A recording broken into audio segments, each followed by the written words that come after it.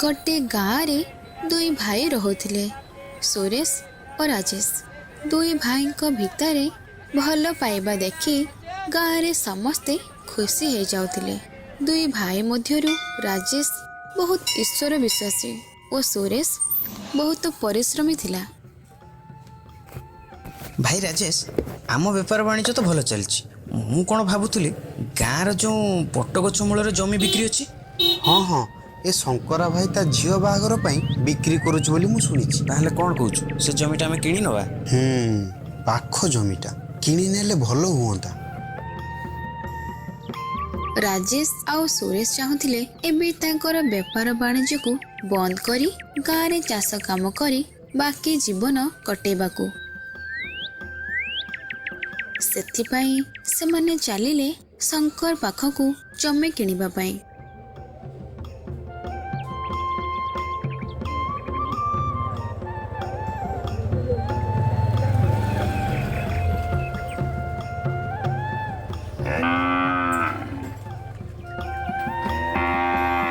तो शंकर भाई एठी। हरे कृष्ण, केमिति हो शंकर भाई? अरे ए तुमे दुई भाई बाहरु केबे आसिलो? एई तो आज सकाळ आसी पहुँचिले। भल कथा। आउ सब भल तो? तुम दुई भाईंकर बेपार केमिति चलीची? भगवान को कृपा सब ठीक ठाक चलछि भाई, किछि असुविधा नहीं। भल भल भल। आउ मु सुनिबाको पाइले झियो बाहागर पई गाँ मुंडर जमीटा तुम बिक्री कर दउछ। हाँ भाबुची ए खंडक जमी को बिक्री कर देई झियो बाहागरटा भलरे मु उठेई देबी। हे देखो भगवान कर केते लीला। तमे जमी को बिक्री करिया पई लोक खोजिया दरकार नहीं, आमे से जमी को किनिया पई आसीचु। हाँ शंकर भाई, तो जमीर दाम जहा तू कह आमे सेटा किनी नहु। एबे सुरेश और राजेश से जमी को शंकर पाखरु किणी नियंती।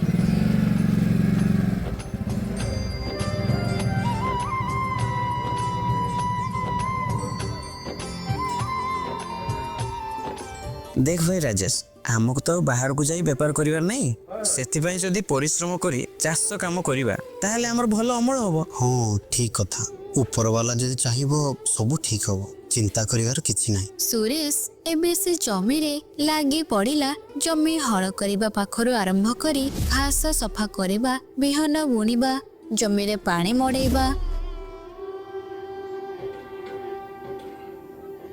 और राजेश सबुबले मंदिर को जाई प्रार्थना करुथाए। मु जानिछि प्रभु, तुम बिना ए जगतर पत्र टीवी हलेनी। तुम आशीर्वाद थिले सब काम खुशी रे हे जिवो। दिन बीती चलिला। धीरे धीरे जमी रे धान गछ भी उठिला। हेइटी तमे जाइके टिके तुम भाई को चाष काम रे साहाय्य करूनो। से एकोटिया दिन सारा खरारे केते काम करूछंती। बुझल, तुम्हें चिंता करनी, मु सबुदिन जाई मंदिर रे प्रार्थना करूची कि आम जमी रे भल भल धान अमल हो। सेइति पाई आज आम जमी रे एते सुंदर धान गछ हेइची। ओहो से कथा छाड़, तमे डेरी करनी, खाइबा को दियो, मते बहुत भोक हलानी। एपटे सुरेश दिन पर दिन मन लगाई काम करिला। आ किछि दिन परे जमी रे धान पाचिला। हे प्रभु, तुम आशीर्वाद पाई ए सब फलिछ। तुम कृपा नथिले ए सब असंभव प्रभु, असंभव। देखिलु भाई देखिलु, मु कहितली भगवान को कृपा नथिले एमिति धान होबा असंभव। सुरेश धान काटिबा पाखरु आरंभ करी धान बिकिबा पर्यंत बहुत परिश्रम कला। आउ धान बिक्री करी बहुत लाभ हैला। आउ एबे समस्या हैला टंका भाग को नै। कौन भाई देखिलु तो भगवान को कृपारू केते लाभ हैला हमकू।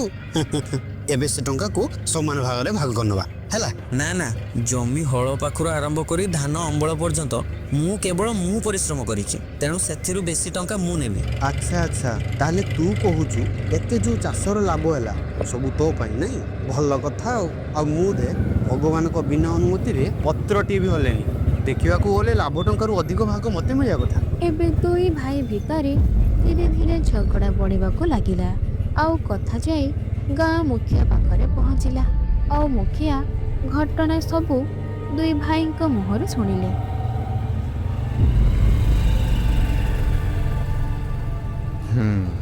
सबू शुणिली आ बुझ ଏବେ ମୁଁ ଯାହା କହୁଛି କର।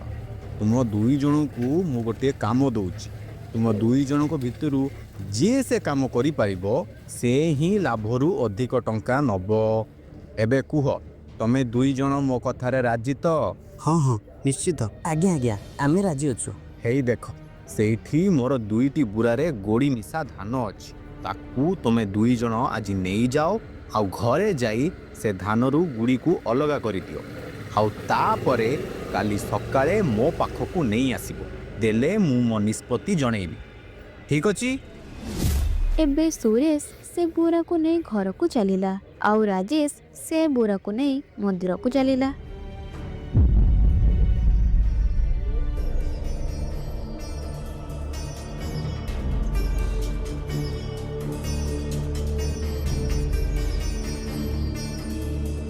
ହେ ପ୍ରଭୁ, ତୁମ ଇଚ୍ଛା ଥିଲେ ସବୁ ସମ୍ଭବ।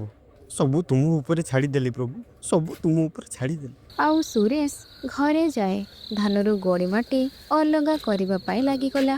ଦେଖୁ ଦେଖୁ ଦିନରୁ ରାତି ହେଇଗଲା। ଏ କ'ଣ ସୁନା ମୁଦ୍ରା? ସୁରେଶ ଆଶ୍ଚର୍ଯ୍ୟ ହେଇଗଲା ଆଉ ଭାବିଲା କାଲି ସକାଳ ହେଲେ ଏ ଧାନ ସହ ସେ ସୁନା ମୁଦ୍ରାକୁ ନେଇ ଜମିଦାର ପାଖରେ ଦେଇଦେବ। ଆଉ ଏପଟେ ରାଜେଶ ମୁଣ୍ଡ ପାଖରେ ଧାନ ବୁରା ରଖି ଭଗବାନ ଭରସାରେ ଶୋଇଗଲା।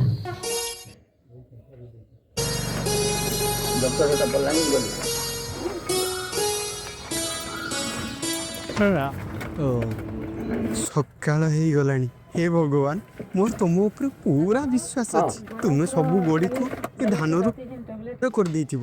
କାହିଁକି ନା ଭଗବାନ ସବୁବେଳେ ଭକ୍ତର ଦୁଃଖ କଥା ବୁଝିଥାନ୍ତି।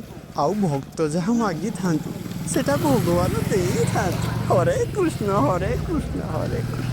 ଆଉ ସୁରେଶ ସକାଳ ହେବା ମାତ୍ରେ ଧାନ ସବୁକୁ ନେଇ ମୁଖିଆ ଘର ଆଗରେ ପହଞ୍ଚିଲା।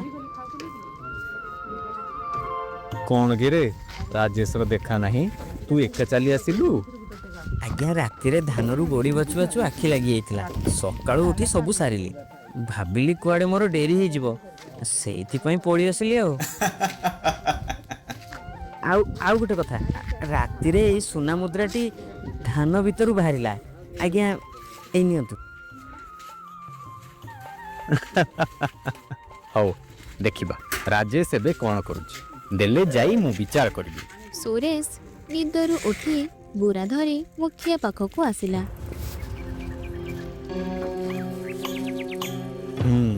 ରାଜେଶ, ମତେ ଲାଗୁଛି ତୁମେ ରାତି ସାରା ବସି ଧାନରୁ ଗୋଡ଼ି ଅଲଗା କରି ଆଣିଛ। ସେଇଥିପାଇଁ ତୁମକୁ ଆସୁ ଆସୁ ଡେରି ହେଇଗଲା। ନାଇଁ ଆଜ୍ଞା, ମୁଁ ତ ସବୁ କାମ ଭଗବାନଙ୍କ ଉପରେ ଛାଡ଼ିଦେଇ ରାତି ସାରା ଆରାମସେ ଶୋଇଯାଇଥିଲି। ଆପଣ ଆଜି ଦେଖିବେ ମୁଖିଆ ଆଜ୍ଞା, ଭକ୍ତଙ୍କ ପାଇଁ ସ୍ୱୟଂ ଭଗବାନ କେମିତି ଲୀଳା କରିଥାନ୍ତି। ହରେ କୃଷ୍ଣ ହରେ କୃଷ୍ଣ ହରେ କୃଷ୍ଣ।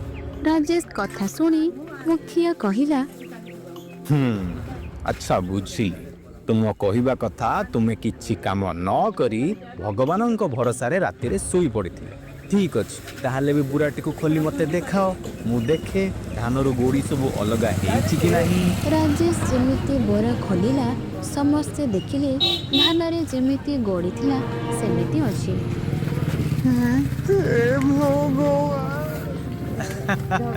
ଦେଖିଲ, ଭଗବାନ ସମସ୍ତଙ୍କୁ 2ଟି ହାତ ଦେଇଥାନ୍ତି କାମ କରିବାକୁ, ଆଉ ସେଇଟା ହିଁ ତାଙ୍କର ସବୁଠାରୁ ଶ୍ରେଷ୍ଠ ଦାନ।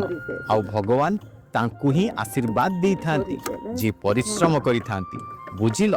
ତେଣୁ ସୁରେଶର କଠିନ ପରିଶ୍ରମ ଯୋଗୁଁ ତୁମ ଜମିରେ ଅଧିକ ଧାନ ଅମଳ ହୋଇପାରିଛି। ତେଣୁ ଲାଭରେ ଅଧିକ ଭାଗ ସୁରେଶ ହିଁ ନେବ। ରାଜେଶ ସବୁ ବୁଝିପାରିଲା ତାର କ'ଣ ଭୁଲ ଥିଲା। ରାଜେଶ, ତୁମେ ଯଦି ସୁରେଶ ସହିତ ମିଶି ତାକୁ ସାହାଯ୍ୟ କରିଥାନ୍ତ, ତାହେଲେ ତୁମେ ଆହୁରି ଅଧିକ ଧାନ ଅମଳ କରିପାରିଥାନ୍ତ। ଆଉ ସେଇ ଦିନଠୁ ରାଜେଶ ଆଉ ସୁରେଶ ମିଶି ଚାଷ କାମ କରିବା ଆରମ୍ଭ କଲେ। ଆଉ ସେଇ ବର୍ଷ ତାଙ୍କ ଧାନ ଅମଳ ବହୁତ ଭଲ ହେଲା। ଆଉ ଲାଭ ଟଙ୍କା ଭାଗ ବାଣ୍ଟରେ ବି କିଛି ଅସୁବିଧା ହେଲାନି।